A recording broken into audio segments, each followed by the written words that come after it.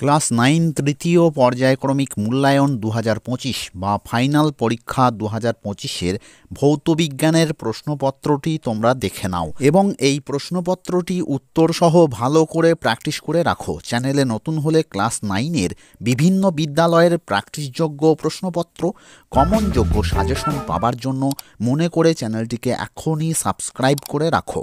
ভিডিওটিতে একটা লাইক করে দিও, ভিডিওটি বন্ধুদের মধ্যে শেয়ার করে দিও। আর কোন বিষয়ের প্রশ্নপত্রের প্রয়োজন তা এই ভিডিওর কমেন্ট বক্সে লিখে আমাকে জানাও। বড় প্রশ্নগুলোর উত্তরের প্রয়োজন হলে কমেন্ট করে জানাও।